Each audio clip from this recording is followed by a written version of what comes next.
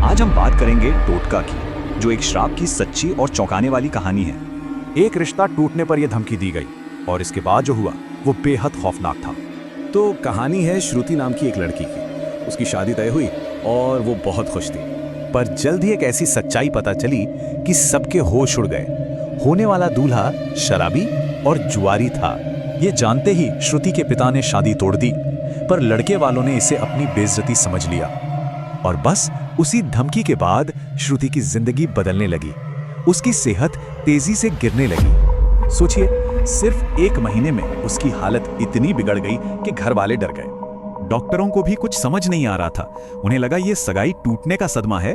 फिर एक दिन उसकी कॉलेज की दोस्त निधि मिलने आई और श्रुति को देख के सन्न रह गई। निधि के सामने ही श्रुति ने खौलती चाय एक घूंट में पी ली और उसे जरा भी दर्द नहीं हुआ। निधि ये देखकर समझ गई। उसे शक हुआ कि श्रुति पर कोई टोटका यानी काला जादू किया गया है। निधि ने तुरंत श्रुति की मां से कहा कि इसे फौरन किसी जानकार तांत्रिक के पास ले चलो, लेकिन श्रुति घर से निकलने को तैयार ही नहीं थी। मां ने माथे पर सिंदूर लगाया, तब जाके वो शांत हुई। तांत्रिक ने श्रुति को देखते ही कहा, इस पर जानलेवा श्राप है, तुम लोग सही वक्त पर आए हो। फिर तांत्रिक ने उस काले जादू को खत्म करने के लिए एक अनुष्ठान शुरू किया।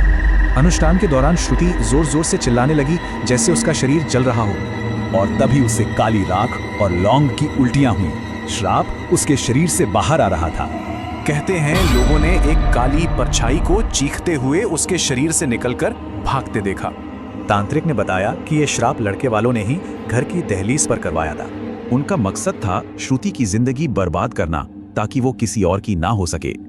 तांत्रिक ने भविष्य में ऐसे हमलों से बचने के लिए घर को सुरक्षित करने के कुछ उपाय भी बताए। इन उपायों के बाद श्रुति पूरी तरह से ठीक हो गई। आज वो एक खुशहाल जिंदगी जी रही है।